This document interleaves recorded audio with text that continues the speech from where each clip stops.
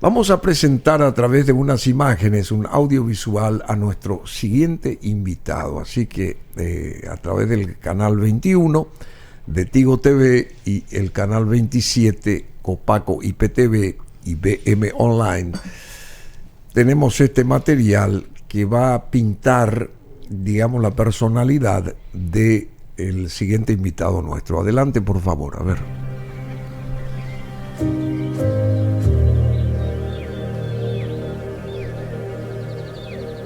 De chiquito viví en la casa de mis abuelos. Yo siempre dije, yo me crié en las calles. Yo jugué fútbol en las calles aquí de Punta Carapá hasta altas horas de la noche. Llegué a Cajatá, era yo.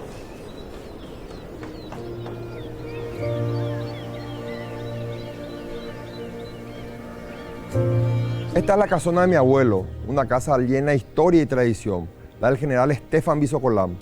Mi abuelo peleó en una sangrienta guerra, la Primera Guerra Mundial. Luego llega a Paraguay y se encuentra con la Guerra del Chaco. Y lejos de desinteresarse por la situación de nuestro país, decide involucrarse. Por eso siempre digo que mi abuelo fue un héroe en sus dos patrias. ¿Se acuerdan de Rubén Bisocolán, el famoso Bisoca? Un actorazo era mi tío. La Chuchi, Sombras de la Noche, el que hacía de Luisón. Esta es su casa.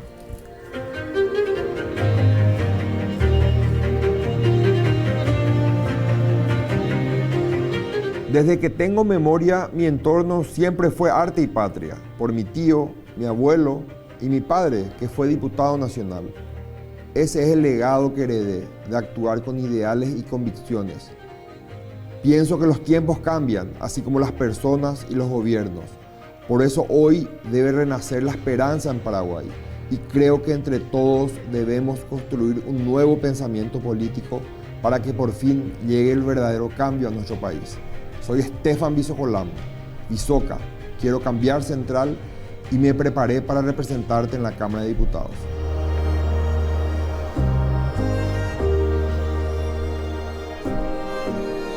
Bueno, interesante. Nuestro siguiente invitado, Stefan Bisocolán. ¿Cómo te va, Stefan? Bruno, ¿qué tal? ¿Cómo estás? Pero vos también te llamás Vladimir. Vladimir también es mi segundo nombre de mi padre, Stefan Vladimir. Vladimir es un nombre ruso. Es un nombre ruso. Llevo el nombre de mi abuelo, Stefan, y el nombre de mi padre como segundo nombre, que es Vladimir. Claro, y tu abuelo fue el famoso general Stefan Bisocolán, un ruso blanco, que vino después de aquella cruenta Primera Guerra Mundial a los 35 años, 36 por ahí. Y pasando entre 30 y 35 años él estuvo por... Claro, llegó acá Y se encuentra con la Guerra del Chaco. Y me estaba contando fuera de micrófonos, Stefan Bisocolán, que lleva el mismo nombre de su abuelo, el general famoso Bisocolán. Hubo una promoción también con ese nombre de los estudiantes. Claro, cuando uno termina la primaria, generalmente el sexto grado en mi época y el sexto curso de nuestra época, Bruno, el Ministerio de Educación le denomina, le da un nombre a la promoción. Y la promoción del año 86 es la promoción Stefan Bisocolán. Porque él fallecía en ese 86. Claro, fallecía en ese 86, entonces... Y tenía 91 años. 91 años. Cuando falleció. Claro, y él tenía la distinción de general honoris causa, entonces el gobierno nacional entonces denomina la promoción Stefan Bisocolán. Creo que fue muy amigo de Stroessner también. Mi abuelo enseñó en la artillería, mi abuelo enseñó en el colegio militar y Stroessner creo que fue uno de sus alumnos. Entonces ahí se hicieron... Trabaron una amistad. Sí. Y Stroessner fue general y tu abuelo también general, así o sea que, y la milicia de por medio, en fin. Ruso blanco, qué linda esa frase, héroe de sus dos patrias. ¿Y él viviendo acá se consideraba también que formaba parte de Paraguay? Mira, yo estoy muy convencido, fíjate que yo porque digo héroe de sus dos patrias, Bruno, porque él sale de una guerra sangrienta, la Primera Guerra Mundial, llega a Paraguay y se encuentra con la Guerra del Chaco. Entonces él corriendo una guerra, cualquiera pensaría, bueno, va a venir y se va a quedar en su casa, pero él decide involucrarse en la Guerra del Chaco y tiene digamos, una participación muy especial porque él era matemático, Bruno. Era físico, matemático. También tenía el título de economista.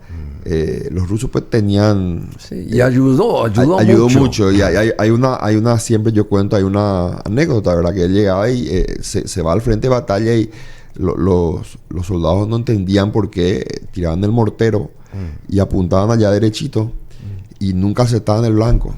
Entonces él dice, pero señor, usted tiene que tener en cuenta la lluvia, el viento.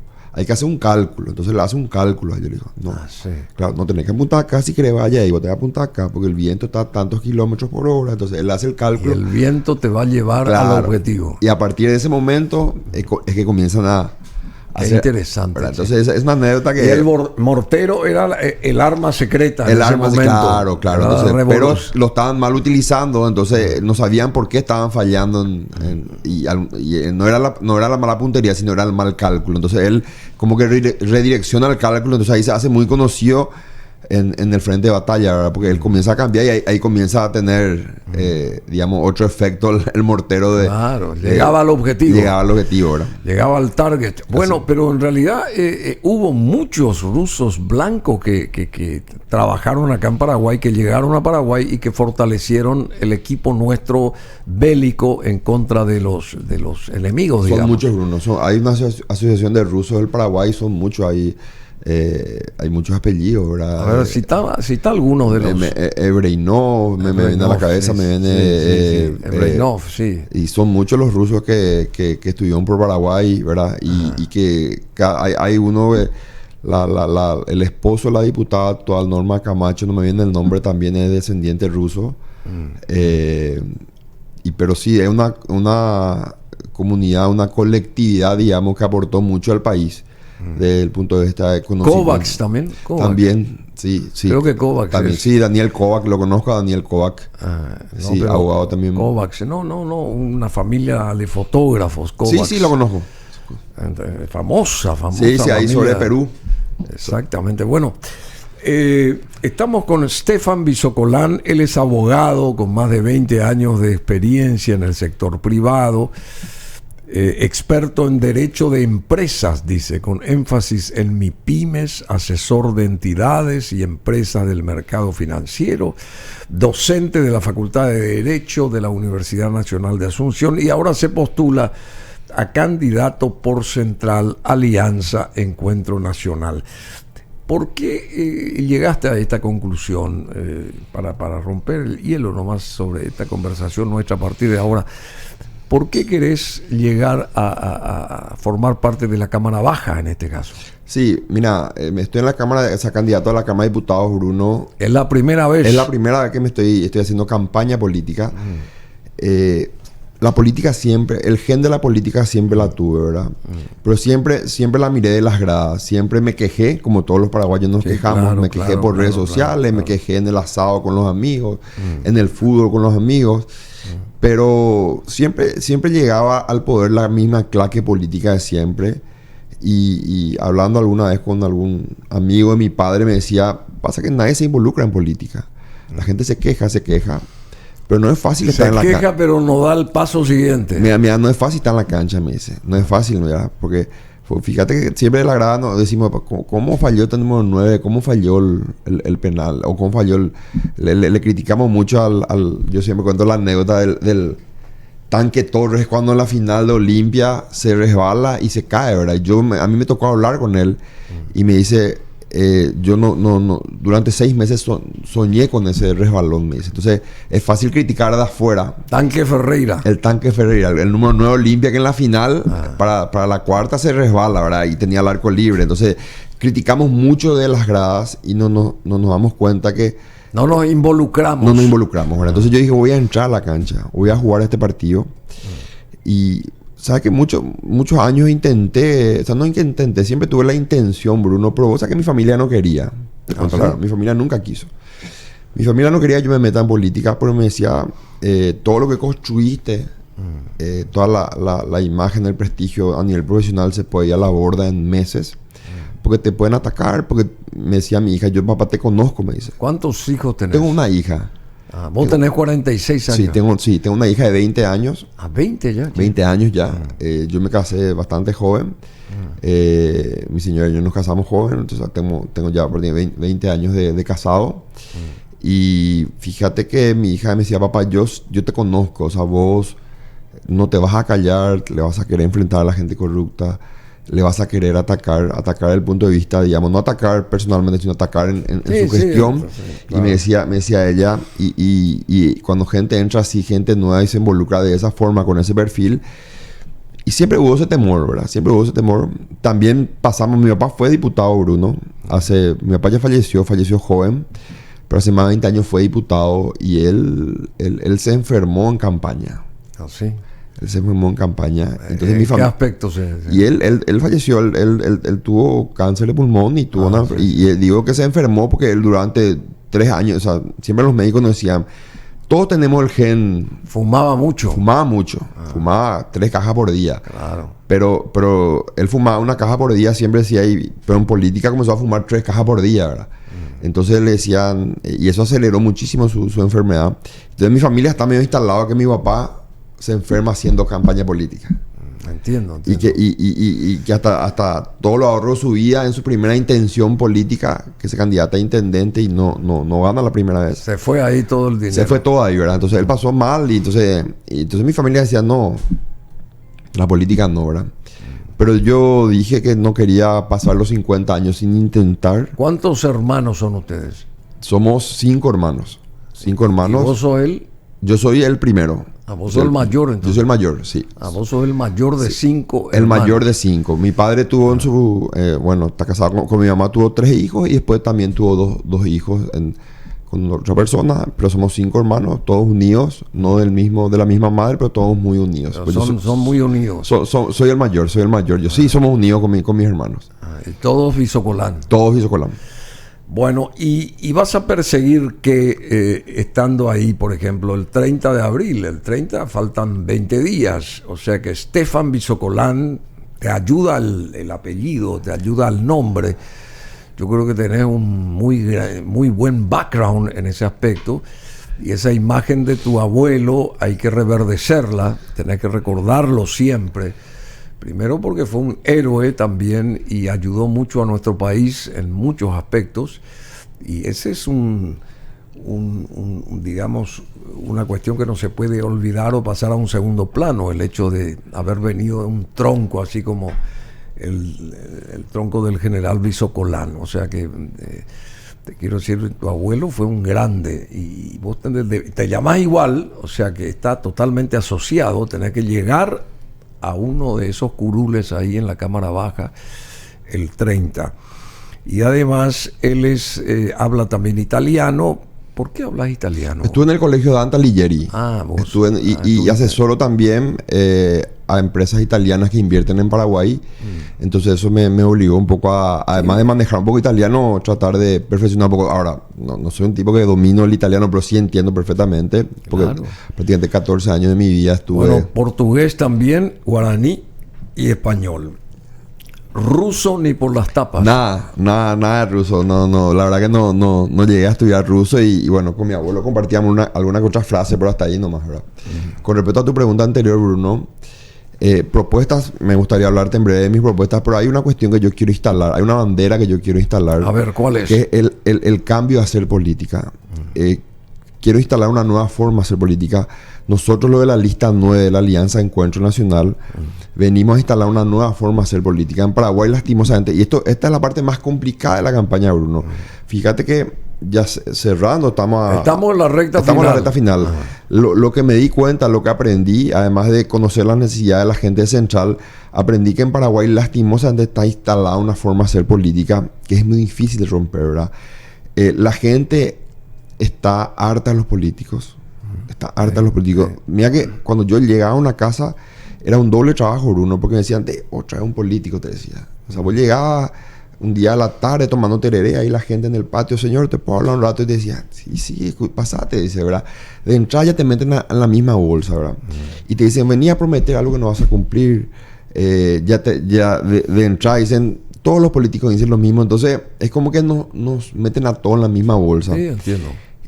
Pero a renglón seguido, cuando vos le explicás que sos nuevo, que venís con una nueva visión de la política, la pregunta siguiente es, ¿y qué hay? Te dice. ¿Qué me vas a dar para que yo te apoye? Es como que está instalado que si uno no paga para que alguien te siga en política, o si uno no compra votos, es como que no tenés aceptación. Y yo le explico a la gente, esto es lo que hay que romper. El otro día le decía a unos jóvenes que muy bien. Que al terminar la reunión me decían unos jóvenes, se acercaron a mí, se fueron hasta el auto, ya me estaba despidiendo, eran 60 jóvenes. Y los dos organizados me dice, doctor, me dice, ay, pero algo me dice, algo para la cervecita, me dice. Y me dice, ¿y a cuánto vamos a pagar el voto? Me dice. Y yo le dije, hermano querido, ¿qué es lo que vas a hacer con 100,000 guaraníes? ¿Vas a salir con tu novia? ¿Vas a comprar 2 lomitos, 2 cervecitas el domingo, si yo te compro tu voto? Y el lunes a la mañana ya murió tus 100,000. Y después, pan para un día, hambre para 5 años. Claro. Tenés que tener en cuenta que tu voto pues es algo tuyo, algo que si vos me vendés a mí tu voto, ya no tenés derecho a venir a reclamarme nada durante 5 años. Vos ya me vendiste tu voto. Y me mira el joven y le decía, mira, yo le dije, mira, si querés te voy a dar 100,000, le dije, mira cómo le probé uno, te voy a dar 100,000, le dije, vamos a hacer un trato, te voy a dar 100,000, pero si yo llego a la Cámara de Diputados durante 5 años, no quiero que me llames, no quiero que me escribas, no quiero que me pidas ninguna ayuda, porque me hablaban de muchos problemas en la comunidad. Porque vos ya me vendiste tu voto, ¿por qué yo tendría que ayudarte a vos durante 5 años si vos ya vendiste tu voto? Entonces, yo ya te di dinero. Si hacemos un negocio, yo te compro por 100,000 tu voto, yo desaparezco 5 años. Pues hacen todos los políticos. Y claro, hermano, ¿y por qué hacen eso? Porque el que compra para llegar, llega para robar. Yo siempre le digo, ¿por qué los políticos desaparecen, Bruno? ¿Por qué desaparecen después de campaña?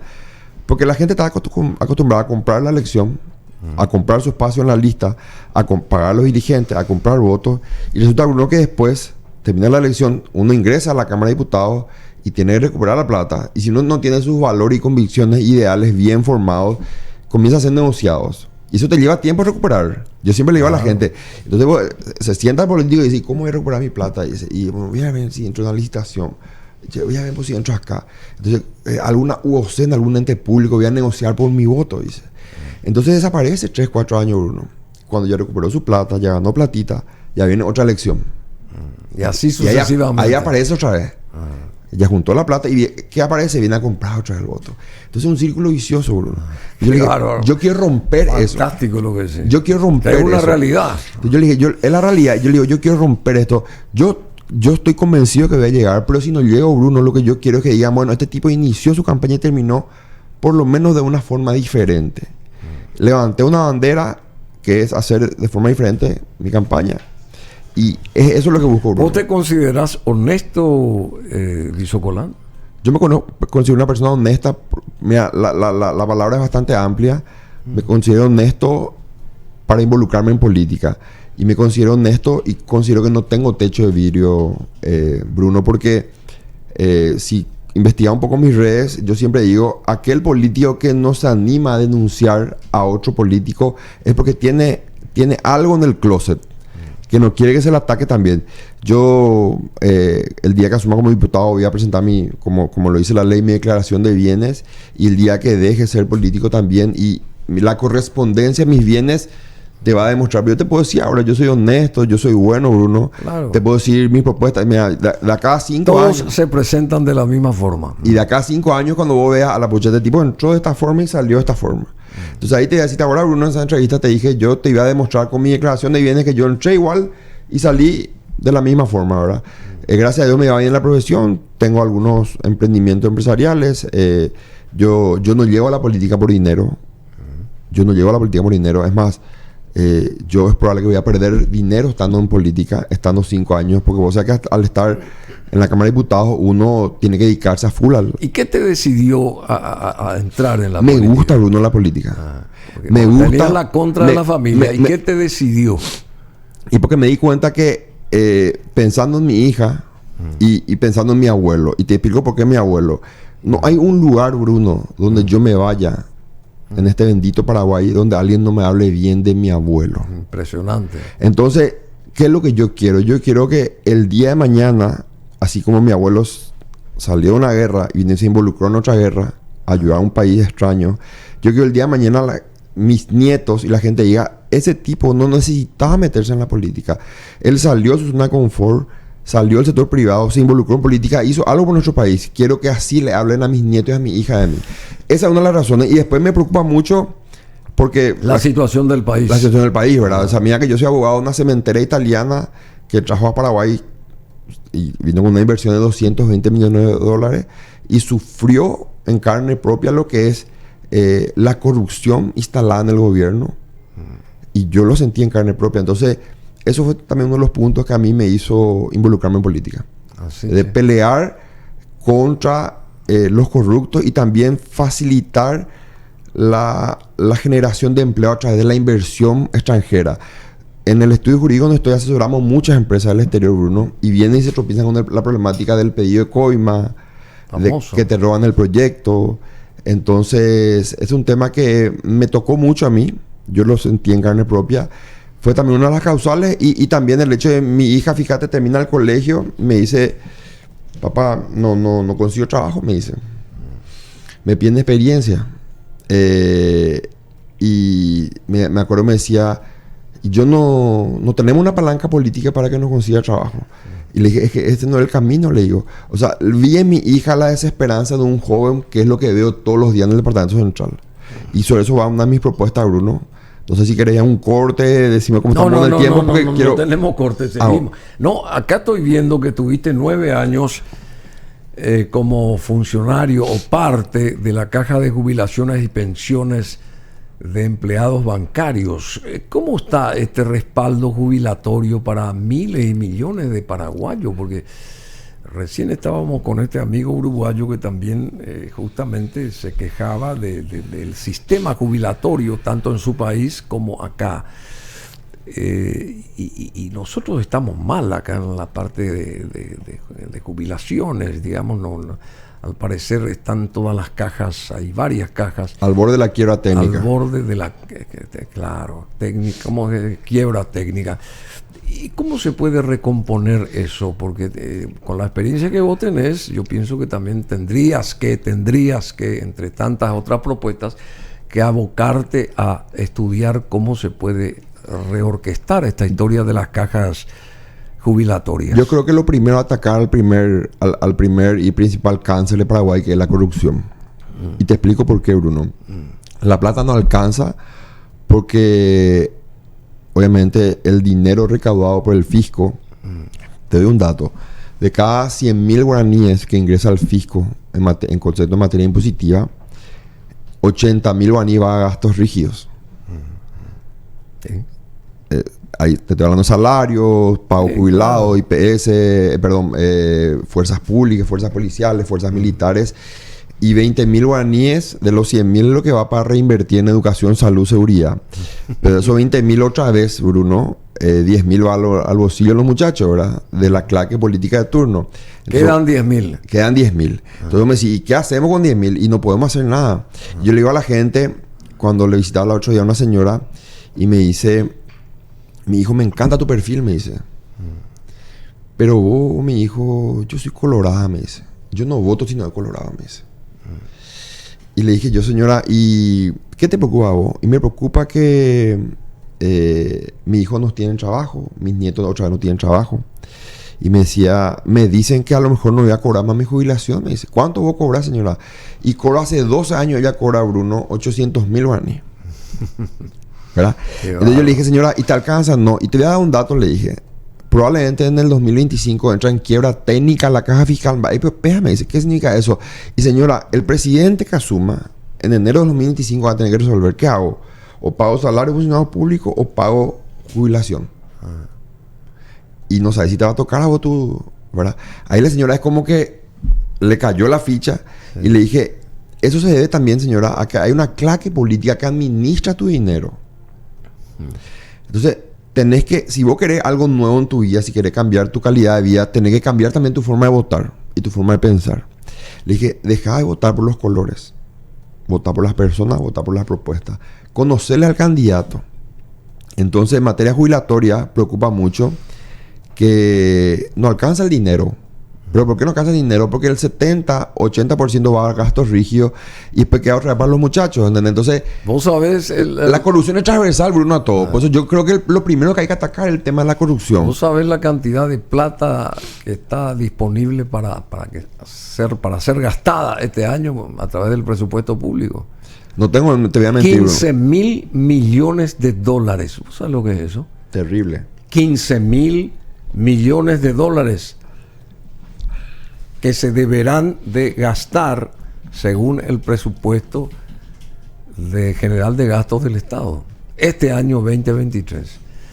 Y lo que debe el Paraguay internacionalmente a organismos como el Banco Mundial y qué sé yo, el BID también. El BID también equivale a ese mismo monto, 15.000 millones de dólares. Y el dictamen del BID, Bruno, que dice, espera un poco, Paraguay, ¿hace cuánto que te presto dinero?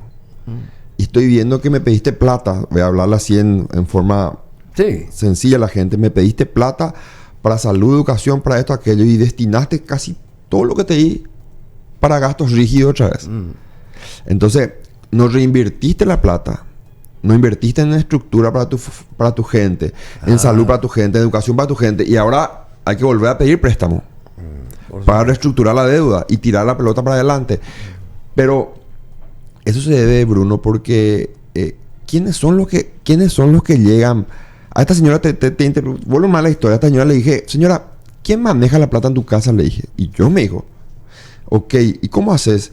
Y yo gano mi jubilación, mi marido gana su jubilación, mi hijo tiene su sueldo y mi nuera tiene su sueldo. Fin de mes ellos ponen la plata y yo administro la casa. Y bueno, eso mismo se hace en el Estado, señora, le dije. Vos votás para que un grupo de personas administren el dinero o mal administren. Entonces, si vos, señora, mañana decidís que de lo que vos recaudás en salario de toda tu familia, te vas a ir a la peluquería, vas a gastar en ropa y ya no vas a comprar comida acá en tu heladera y ya no vas a comprar medicamentos para tus nietos, ¿qué es lo que va a pasar? ¿Verdad? Se van a enfermar, no va a haber medicamentos, no va a haber comida, van a tener hambre. Entonces, porque vos, que sos la cabeza familia, estás mal administrando el dinero. Entonces, eso pasa con los políticos. Pero ¿quién acá decidió que voy a administrar la plata? Y mi marido y yo te eligió a vos, ok, porque vos haces bien las cosas, sí. Entonces, señora, vos sos la que elegía los que administran los fondos, tus fondos, como paraguaya. Entonces, comenzar a elegir mejor. Así trato de inculcarle, Bruno, a la gente. No es fácil. ¿Y qué te dice la gente? O sea, esa señora hoy en día me está apoyando. Hoy en día me está apoyando. Sus nietos, que son jóvenes, al instante, Bruno, con ella me costó 2-3 reuniones, me fui a su casa. Y a la tercera vez, hoy en día la señora me está apoyando. Pero lo que te quiero decir es que, mira que se fue un trabajo, fíjate, Bruno, de ir 3 veces a su casa durante... Casa por casa. Es casa por casa. Entonces, yo soy un candidato independiente. Nosotros, la lista 9 de la Alianza Encuentro Nacional, somos candidatos independientes. No tenemos la estructura de los partidos tradicionales para hacer una campaña política intensa. Entonces, le conquisté a esa familia. Pero Central tiene 19 ciudades, Bruno. Es muy grande. 19 distritos. 19 distritos. Yo camino por los barrios. Cuento una anécdota. El otro día estaba caminando por Luque. Y caminábamos entre 8 o 10 personas. Y visibilizo a 2-3 cuadras un grupo de gente de 50 personas caminando. Candidatos, un candidato, una candidata también a la Cámara de Diputados por el Partido Colorado. Y con 50 funcionarios públicos haciendo campaña con ella. Oh, sí. En horario de trabajo. Entonces yo peleo contra eso.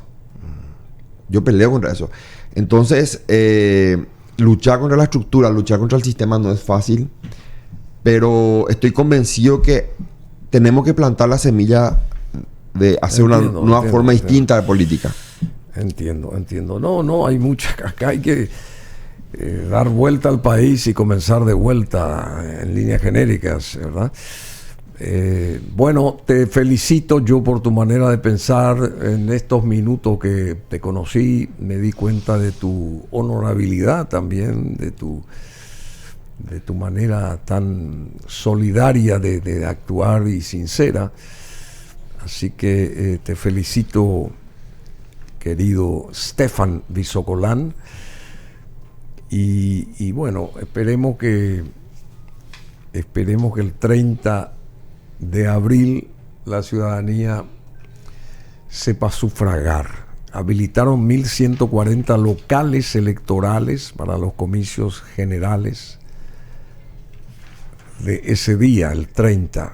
Vos sos candidato a diputado por Central, o sea que tenés que conquistar a 19 comunidades. 19 distritos, candidato a diputado por Central, Alianza Encuentro Nacional, lista 9, en mi caso soy la opción 2.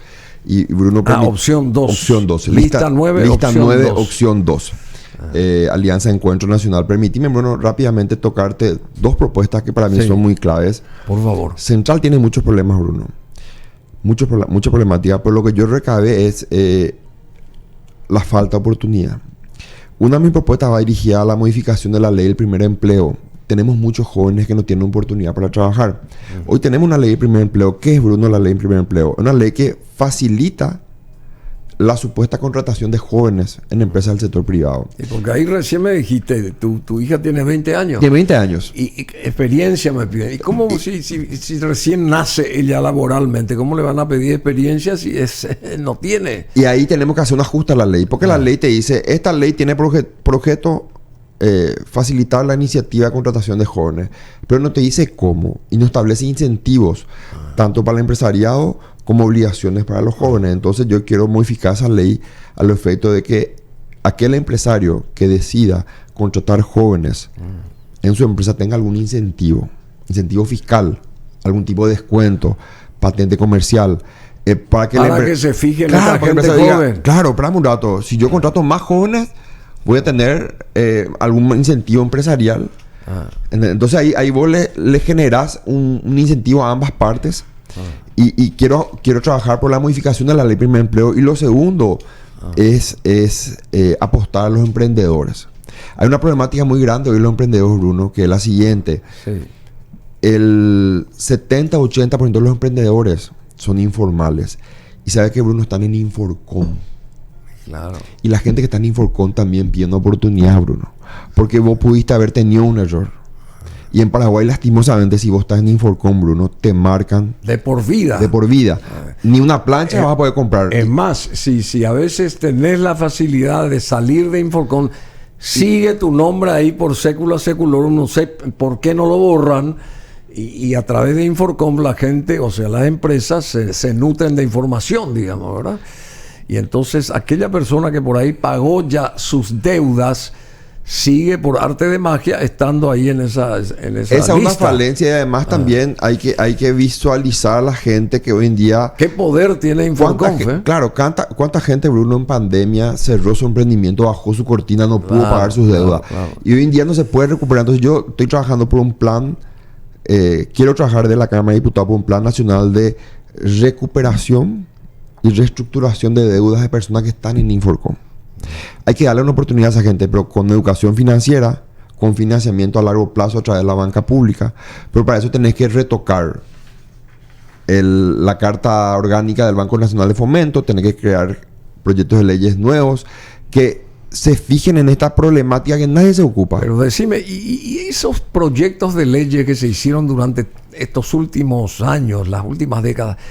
Ninguno de esos proyectos se focaliza esto que vos estás porque Bruno, para que vos puedas acceder a un crédito a través de Fogapi o de Fisalco, que son herramientas de financiación para los emprendedores, hay ciertos requisitos. Y si vos estás en Inforcom, otra vez estás excluido. Entonces, ¿cómo haces? Ya tuviste un mal año, ya no pagaste tu deuda, tenés 30 años y te voy a marcar de por vida. Yo te tengo que ayudar a que te recuperes, te tengo que dar una oportunidad. Entonces yo te tengo que dar, por más que estás en Inforcom, te tengo que dar un crédito con un año de gracia. Y te establezco ciertas obligaciones también. Para un rato, voy a pagar tu deuda, te voy a reestructurar tu deuda. Yo Banco Fomento, pero te voy a dar una educación financiera para que no vuelvas a sobreendeudarte. Claro, por supuesto. Si tu emprendimiento cayó, porque estás en Inforcom, te voy a ayudar y te voy a dar una capacitación para que manejes un flujo de caja. ¿Cómo vos, emprendedor, manejas un flujo de caja? Te voy a dar un porcentaje del crédito para que el emprendedor se formalice, Bruno. Porque en Paraguay la gente le tiene miedo a la formalización. Pechan, de dicen los muchachos. Nadie quiere entrar en vereda. Nadie quiere entrar en vereda. ¿Pero por qué también? Porque hay mucha burocracia. Bruno, vos querés abrir un bar. Hoy, un bar querés abrir y querés ir por derecha. y por vereda, como vos decís, 61 ítems tenés que cumplir. Dios mío. Mira, la burocracia es tremenda. Bueno, Stefan Bisocolán, abogado con más de 20 años de experiencia, sería un excelente diputado, evidentemente, porque él es experto en derecho de empresas. Es muy bueno esto, ¿eh? Mirá que por acá pasa mucha gente, pero la primera vez que yo menciono lo de un abogado experto en derecho de empresas, con énfasis en MIPYMES, asesor de entidades y empresas del mercado financiero. Así que, Stefan Bisocolán, vos sos mandado a hacer para ahí la Cámara Baja, tenés que estar a través de la Alianza Encuentro Nacional, lista 9, opción 2, Stefan Bisocolán. Te felicitamos, tenés el background de tu abuelo, tan reconocido, de tu padre también, un apellido fantástico, Bisocolán, que pesa mucho, y te deseamos toda la suerte del mundo, Stefan, Stefan Bisocolán. Así que tu nombre ya abre puertas. Tenés 30 segundos, a ver, ¿qué dirías a la gente que te está observando, siguiendo y atenta a las posibilidades tuyas para el 30 de abril? A ver. Lo primero, que la gente vaya a votar. No dejen de sufragar. El cambio va a llegar a Paraguay, pero gracias al voto de la gente. Lo segundo, dejemos de votar por los colores, ni por rojo ni por azul. Votemos por las personas, votemos por las propuestas y conozcamos la historia de la gente. Y lo tercero, gente, no vendamos nuestro voto. Es un tema clave. No se olviden, el que vende su voto tiene comida para hoy, pero hambre para 5 años. Demos oportunidad a la gente nueva. No se olviden, lista 9, opción 2, Alianza Encuentro Nacional. Una lista de candidatos nuevos, candidatos honestos y con mucha ética. Muy bien. Nuevos candidatos, como acá Stefan Bisocolán, honestos y con mucha ética. Me gustó eso, con mucha ética. Bueno, muchas gracias. Toda la suerte del mundo para vos y espero que vuelvas antes del 30. Vamos a volver. Volvemos antes del 30.